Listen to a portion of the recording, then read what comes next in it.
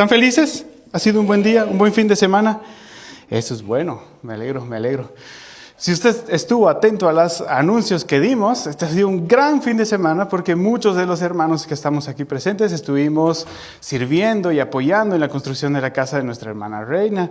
Quiero mostrarle aquí algunas fotos no son lo tan claras posibles, pero son parte de lo que se estuvo haciendo ayer. De esta manera estuvimos apoyando a Habitat. No fue algo independiente, sino apoyando a esta organización Habitat que está construyendo una casa para nuestra hermana en esta ocasión. Y como usted puede ver, ahí hay varios de nuestros hermanos. Ahí está Reina, ahí está Martín y varios otros que han estado sirviendo. Y queríamos mostrarle esto para que usted pueda motivarse, porque creo que todos los que estuvieron allá ayer salieron bastante motivados, ¿verdad? ¿Sí? ¿Escuchó?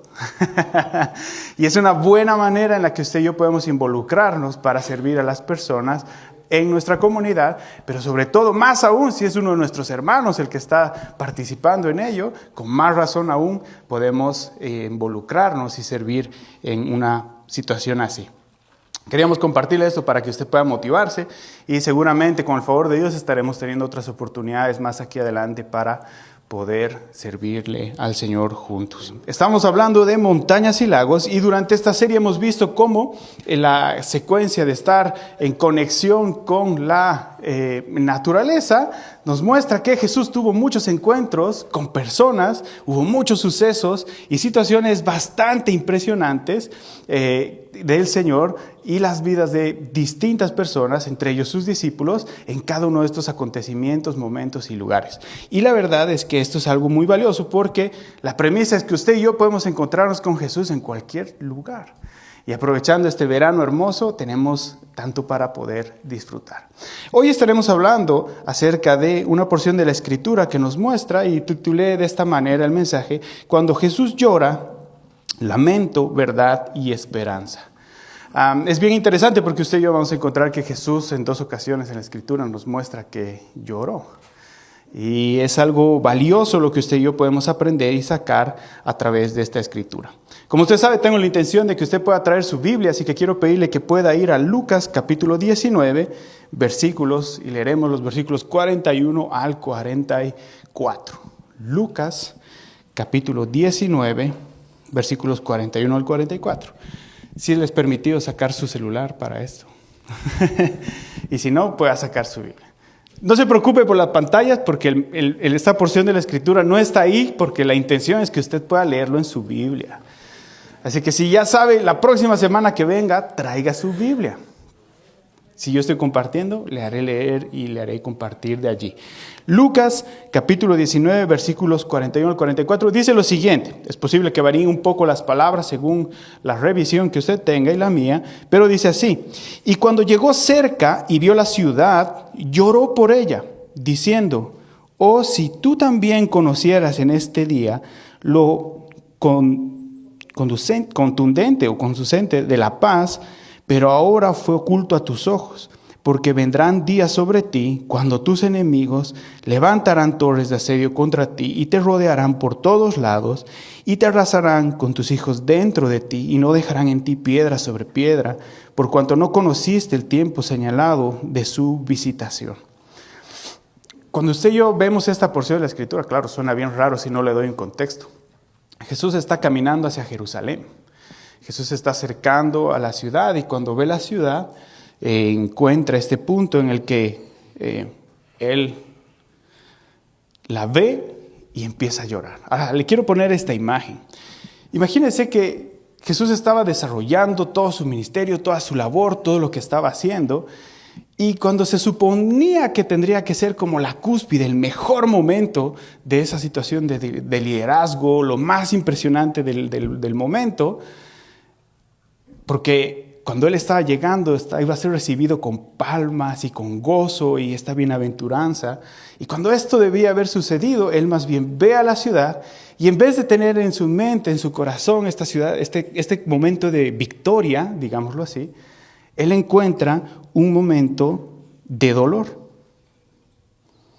En vez de ser el momento culminante, encuentra un momento desconcertante y él termina y ve y llora por esta ciudad. Y la verdad es que esta porción de la Escritura, si usted alguna vez la ha leído, es bastante interesante de pensarla, porque no es una reacción cualquiera, no es una reacción común y no es una reacción muy normal, que tú veas algo en el momento que se supone que debería ser lo mejor y te eches a llorar. Ahora, más interesante aún es que la forma en la que esto está escrito muestra que ese llanto no era un llanto común y cualquiera, sino era un llanto profundo. No era una lágrima así como discreta de, ay, qué tristeza, y las lágrimas de lagarto que a veces salen, ¿verdad? No era así como, ay, Jerusalén, pobrecito, no. Para que parezca más llanto. No, estaba mostrando un lamento profundo, y la palabra que se traduce en esto, que se lo comento más adelante, traduce la idea de un lamento que es bastante profundo, que es audible, que es incontrolable en algún sentido, no de emoción, sino como de profundo del alma, cuando se afloja y ya no puedes parar de llorar. Haga de cuenta eso. Esa es la imagen que está mostrándonos aquí. La gran pregunta que nos hacemos es entonces, ¿cuál es la razón por la que Jesús llora en medio de lo que debería ser una celebración? ¿Por qué Jesús está llorando en medio de una situación tan compleja o tan sencilla tal vez? Si usted nota las palabras que él dice, tal vez parecen chino al principio, pero la verdad es que estas palabras nos están ayudando a conocer lo que él estaba viendo. Y lo primero que usted y yo quiero animarle a que podamos aprender en esta mañana es que si usted agarramos el panorama completo de lo que estamos hablando hoy día a través de esta porción de la Escritura, usted y yo vamos a salir muy, muy bien edificados de este lugar. Lo primero es que Jesús está viendo una realidad que otros no ven. Cuando usted y yo vemos esa imagen, posiblemente estamos pensando como sí, Jesús está yendo al mejor momento. Y si usted lo veía y lo pensaba humanamente, Jesús estaba yendo al mejor momento de lo que estaba sucediendo, porque el pueblo estaba en esa algarabía porque ellos esperaban un rey que los libertara. Jesús estaba haciendo cosas sobrenaturales. O sea, tú veías que Jesús después de la barca estaba calmando la tormenta, estaba caminando sobre el agua, estaba multiplicando la comida, estaba liberando a las personas de opresiones espirituales, estaba renovando y restaurando a uno a otro que estaba viviendo en distintas situaciones, sanando enfermedades. Entonces tú ves y dices como de, este tipo tiene que ser nuestro rey. Este tiene que ser el Mesías, este tiene que ser el que nos va a libertar. Y entonces en la mente del pueblo estaba ese momento de euforia. Y había un desfile preparado para todo ello, pero cuando Jesús ve lo que iba a pasar y ve esto que está a punto de suceder, Él sabe y está viendo lo que otros ojos no ven. Y Él está viendo lo que la Biblia describe en la manera en la que la ciudad, digámoslo así, clamaba su nombre, pero el corazón de cada una de estas personas estaba alejado de Dios. Y eso es importante. Lo que él está viendo no es lo mismo que se ve en cualquier lugar, sino que es interesante porque Jerusalén se podría traducir como la ciudad de paz. Pero la realidad que vivía ese lugar era un lugar de violencia, era un lugar de opresión y era un lugar donde la religiosidad superficial caminaba en la vida de todas las personas que decían estar cercanas a Dios. Era todo lo contrario a lo que realmente se esperaba que tuviera allí. De hecho, muchas de las personas, si no tal vez todas las personas allí, Jesús estaba viendo que ellos de labios honraban al Señor, pero el corazón estaba ciertamente alejado de Dios. Y eso es algo valioso de poder notar, porque Jesús no está ignorando lo que pasa. Y nos ayuda a entender que Jesús está viendo en ese tiempo y también ahora lo que hay aquí adentro. Entre las palabras que Jesús menciona allí cuando está hablando, le dice algo, dice lo que conduce a la paz en las palabras que menciona en el versículo. Y cuando llegó a la ciudad, vio por ella y le dijo, tú también si conocieras en ti lo que conduce a la paz. Y es interesante porque lo que él estaba tratando de hablar es un concepto que para el pueblo en ese momento estaba bien arraigado por su cultura, que alguna vez lo hemos hablado en la iglesia, el shalom. Si usted ve al pueblo, a las personas de la cultura hebrea, muchos se saludan como shalom. ¿Qué significa eso? ¿Qué es lo que habla? Shalom es una palabra que expresa paz. que expresa no solamente paz, sino que expresa restauración, de plenitud, de justicia, de reconciliación con Dios y con los otros. Entonces, cada vez que ellos se saludaban y decían shalom, estaban diciendo que el camino de la paz sea para ti, que el camino de la restauración, de la reconciliación con Dios y con los otros sea para ti. Y ellos estaban viviendo todo menos eso. Pero eso era lo que fundamentaban para vivir alrededor de toda su vida. ¿Sí se da cuenta? No era congruente sus acciones con lo que proclamaban y decían que hacían. Y entonces ahí hay un problema bastante grande. Entonces Jesús ve esto, pero también Jesús reconoce que el problema de esa situación no era un problema de política, porque ellos pensaban que iba a ser así. Una solución militar donde se iba a levantar un líder y con potencia iba a liberarlos. No era una situación de poder, no era una situación económica, sino lo que pasaba allí era una situación espiritual. El fundamento era espiritual. Y claro, se repercutía y se veía en la política, se veía en la economía, se veía en la alimentación, se veía en todas las áreas de la vida, pero el profundo era algo espiritual. Porque ellos no reconocían que Jesús sí venía a libertarlos. Pero ellos esperaban que Jesús los libertara de Roma y Jesús estaba viniendo a libertarlos del pecado y de la muerte, lo cual es distinto. Entonces, si usted nota, había un tema de distensión allí. Pero, ¿cómo esto entraría a aplicar en nuestra vida? ¿Cómo se podría contemplar a lo que usted y yo vemos ahora en la realidad? Porque ciertamente usted y yo no estamos oprimidos bajo Roma, ¿verdad? Y usted y no esperamos que alguien venga a libertarnos militarmente de alguna opresión que no tenemos. De hecho, tenemos más libertad que nada en este país. Pero ¿cómo se ve esto en nuestro tiempo? Se ve de la manera en la que tenemos un mundo que se ha vuelto experto en disimular, experto en mostrar lo que no existe, bastante hábil en esto, de mantener una apariencia. Si usted ve las redes sociales y ve las redes sociales de cualquier persona, todos ponemos las fotos bonitas, ¿verdad? Yo veo las redes sociales de muchas personas y son así como si uno dice, como de cómo alcanza el dinero para estas cosas. No, nadie de aquí por si acaso. Son personas de afuera, de otros lugares que veo. Pero es interesante, porque se enmascara una realidad que no es verdad. Se plantea un estar bien, se plantea algo que es perfecto, algo donde no hay dolor, donde no hay sufrimiento, donde todo es claro, y todo el mundo empieza a pensar, sí, hay que irse a Estados Unidos porque allá la vida es color de rosas, caen dinero de los árboles, uno puede pasarse todo el día en Disney, puede ir a la playa cada fin de semana, al menos que vivas allá, ahí sí puedes.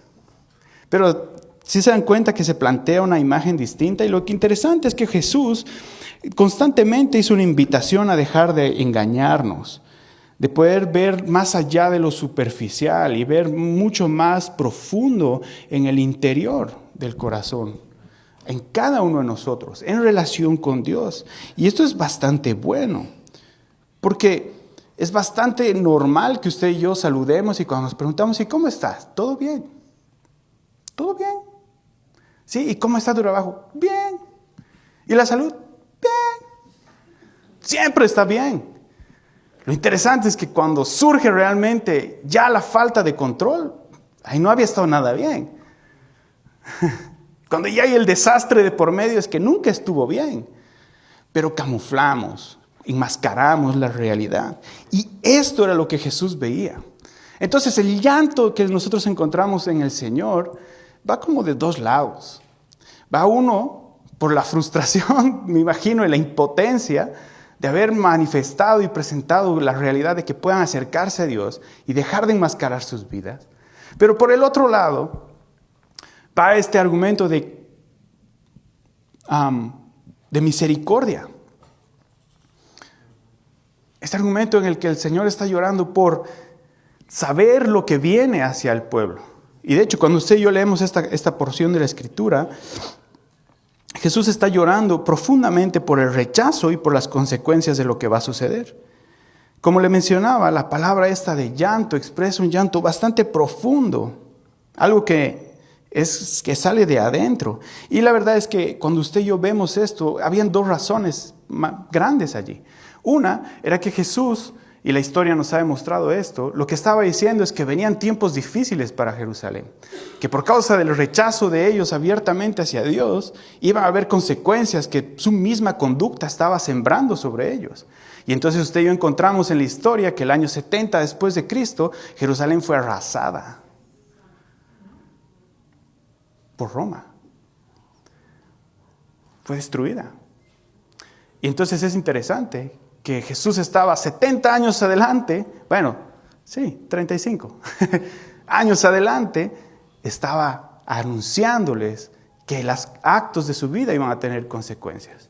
Y vemos una expresión profética allí, que las personas habían distorsionado esa verdad, que habían endurecido su corazón a la voz de Dios, que cada una de estas personas había rechazado a los profetas, y no era algo normal, no era algo indiferente, era algo constante y consistente. El pueblo rechazaba la palabra de Dios. Y entonces Jesús llora por el juicio que viene, porque hubo el tiempo para arrepentimiento, hubo el tiempo para relacionarse con Dios, hubo el tiempo para restaurar estas cosas, pero el pueblo lo omitía, lo dejaba pasar y no entraba en acción con esto. Y entonces se encuentra un quebranto. Pero también aquí hay otra parte que es bastante buena de analizar, que Jesús llora con este corazón como pastoral por las personas. Y creo que la historia ya es historia y podemos aprender de esos detalles y contemplarlos y abrazarlos y saber que hay un tiempo para poder acercarse a Dios, que no va a ser un tiempo ilimitado para toda la vida, sino hay momento. Pero al atender la respuesta pastoral de este llanto del Señor, nosotros podemos ver dos cosas. La primera es que usted y yo podemos ver ciertamente el sentido de misericordia de parte de Dios y ese consuelo que Él desea transmitir. Pero también podemos ver el lado en el que Jesús nos está mostrando algo que usted y yo normalmente omitimos de la fe. Y son cómo suceden nuestras emociones, cómo reaccionamos delante de las cosas y cómo la frustración, el dolor y estas situaciones llegan a nuestra vida. Si usted piensa, el llanto que está teniendo Jesús no es un llanto normal. Una vez más, el llanto está traducido de una palabra que se llama eklausen en el griego. Y este llanto describe ese como quebrar profundo en el corazón. ¿Alguno ha llorado alguna vez así? Yo creo que sí. ¿Sabe cuándo es más común que lloremos así? Cuando realmente tocamos fondo en alguna situación en nuestra vida. O cuando perdemos a alguien que amamos. O cuando nos arrepentimos de verdad. Hay un quebrantamiento profundo en el corazón. Y es una lágrima que usted y yo dejamos fluir, no con descontrol de empezar a dar vueltas y cosas, sino realmente con descontrol de que no puedes parar de llorar. Y estás así y no lo logras. ¿Ves? Ahora sí se identificó conmigo porque ha llorado así. Yo también. ¿Sabe? Y es interesante porque ese es el llanto que nos está mostrando. Y creo que lo bastante bueno que usted y yo podemos encontrar en relación con Jesús es que nos está mostrando una realidad natural de todos nosotros. Y una realidad en la que usted y yo necesitamos reconciliar la fe con esa situación. ¿Sabe que yo que pasé? Por muchos años, cuando yo empecé a conocer al Señor, en la iglesia no se hablaba de que uno sufría ansiedad. No se hablaba de que uno sufría dolor. De hecho, el llanto era por alegría, pero no podías llorar por tristeza. Porque decía, qué falta de fe, hermano. ¿Cuál falta de fe? Eso es lo natural. Eso es la manera en la que Dios nos ha diseñado.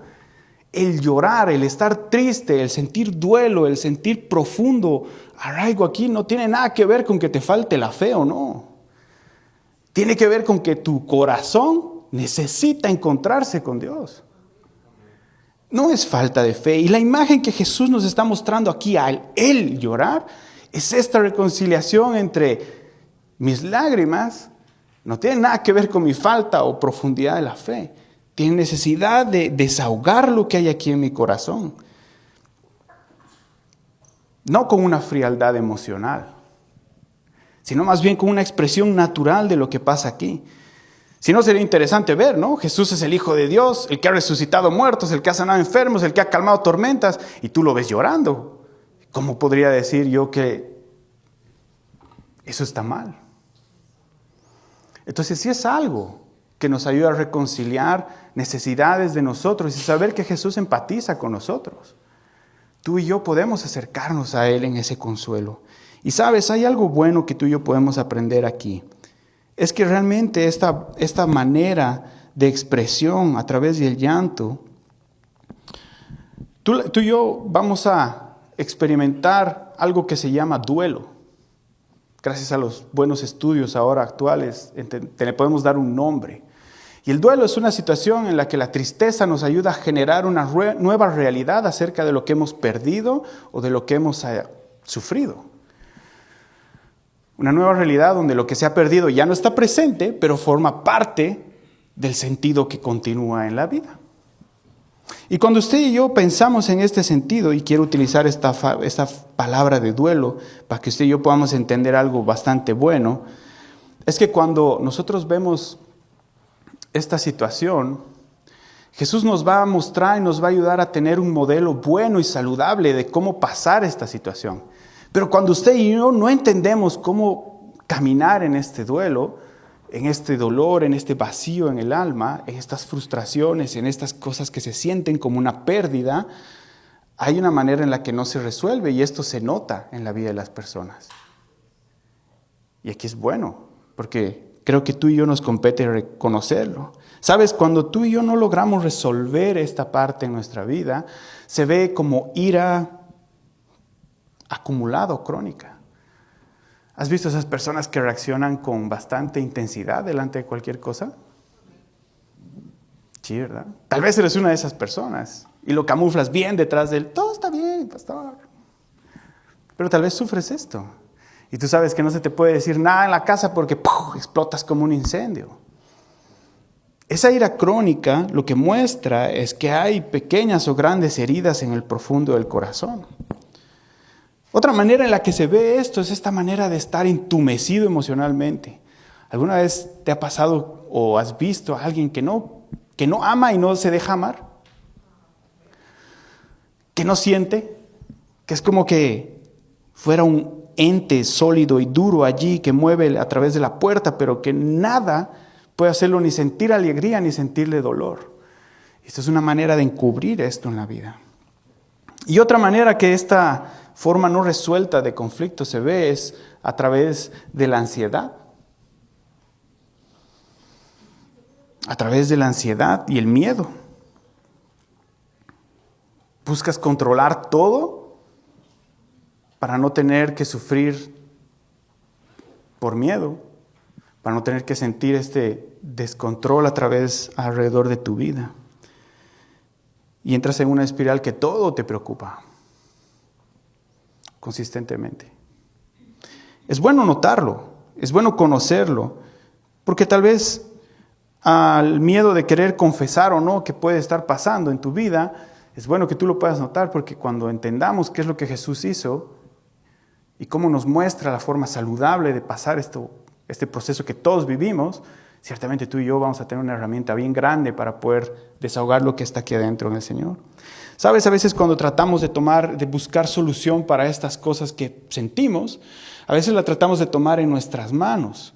Ya sea tratamos de solucionarlas o tratamos simplemente de adormecer el dolor. Y esto va a explicar muchas de las acciones que tú y yo vemos en nuestra sociedad.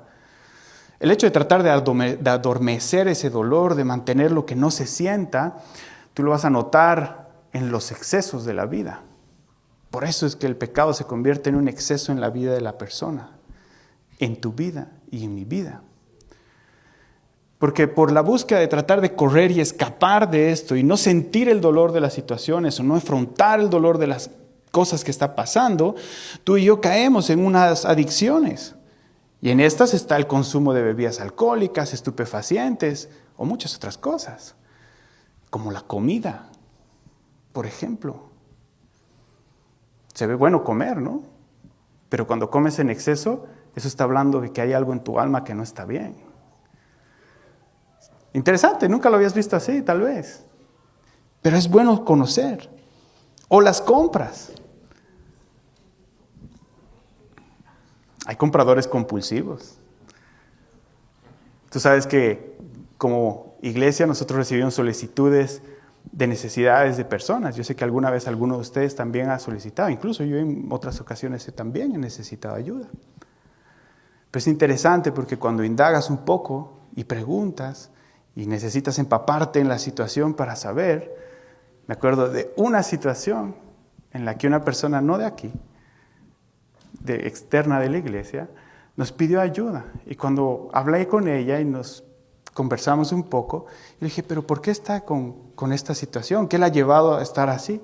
Y me dijo, es que la verdad, es que tengo un problema. Cada semana compro cosas. Y yo, ¿cosas? ¿De las necesidades básicas? Me dijo, no. Estoy en las redes sociales y empiezo a comprar las cosas que me salen en TikTok. Las cosas que me salen en Temu. Y la señora se aventaba entre $200 a $300 cada semana comprando cosas de allí. Y claro, no tenía para poder vivir. Pero es que esto no habla de una mala conducta. Habla de la expresión de una herida que hay aquí en el corazón y que no sabes cómo controlarla. Y la única manera en la que puedes escapar de ese dolor es teniendo alguna actividad que te mantenga medio contento. Y así hay muchas formas. Muchos excesos, muchas maneras en las que mantenemos la mente ocupada para que el dolor no nos alcance. O la otra forma es que tú y yo nos volvemos unas máquinas de control, que empezamos a controlar todo lo que sucede tanto en nuestra vida como en la vida de cualquier persona que se acerca a nosotros. ¿Por qué? Porque si tú y yo tenemos esa capacidad de poder mover esos detalles alrededor de nuestra vida, ponemos todo para que no pueda lastimar, para que no pueda hacer daño, para que no pueda afectarnos. Y claro, ciertamente estamos resguardándonos del dolor, pero lo único que estamos haciendo es convertirnos en unas máquinas que manipulan todo y cuando algo falla, esa condición, hay una consecuencia abismal en nuestra vida o alrededor. Y sentimos un dolor mucho más profundo que nos inunda. Entonces, si tú te identificas con esto, es una buena manera de poder reconocer que hay partes en nuestra vida. Esa tristeza, ese duelo por pérdidas, están presentes en nosotros. Y no te voy a decir que sentirse triste por alguien que has perdido está mal, más bien es lo correcto, pasa esto. Pero hay una manera en la que Jesús nos muestra que tú y yo podemos buscar sanar completamente de esto y restaurarnos completamente de esto. ¿Y sabes qué es lo que hace Jesús? Que Él no escapa del dolor. Si tú y yo notamos esto, Él lo que hace es que abraza ese dolor. Y lo siente, y lo sufre, y lo vive. No escapa del sentimiento que tiene hacia Jerusalén y hacia la gente y hacia las personas, sino que lo expresa completamente. Pero luego lo lleva a la presencia de Dios y deja que esta acción de compasión transforme completamente el desenlace en su vida. ¿Cómo es que esto sucede? ¿Cómo es que pasa esto? Es que este lamento que la Biblia nos muestra, esa es la palabra, lamento. Esa palabra de lamento que la Biblia nos muestra no es una queja vacía, sino es una oración honesta que reconoce el dolor, que reconoce el sufrimiento, que reconoce la frustración, que reconoce la decepción, pero que al mismo tiempo se aferra a la buena voluntad de Dios, se aferra a las promesas del Señor, se aferra a saber que hay esperanza en Él. Es una forma de no minimizar la situación que está pasando. No es decir, es que eso es falta de fe, tú tienes que estar fuerte y potente y por eso. No, es saber reconocer que uno se siente mal, saber reconocer que uno está mal de esta situación, pero no es quedarse en esa autocompasión de decir, no, es que yo no puedo, soy un gusano, voy a morir, no sabe cómo se siente. Sí, claro, no estoy en tus zapatos, yo también he estado en otras situaciones de dolor y empatizo con lo que se siente en el dolor. No siento el sufrimiento de ese momento, pero ciertamente, Dios te puede sacar de allí. Y no hay la necesidad de esconderte y caer en otra manera de autocontrol, sino buscar y caminar hacia el Señor. ¿Sabes cómo es que Jesús continúa con esto? Porque te digo, llevarlo a Dios y a veces parece fácil, ¿no? Ay, sí, pastor, es que usted está diciendo, sí, llevarlo a Dios, y ahora, ¿qué tiene que ver eso? ¿Cómo lo hago? ¿Cómo surge la receta? La verdad es que, ¿sabes qué es lo que Jesús hizo? Él siguió avanzando hacia la cruz para traer verdadera paz. Si tú y yo pensamos en la frustración y en todo lo que vivió Jesús en ese momento, Él podría haber dicho, ¿para qué? ¿Para qué tanto?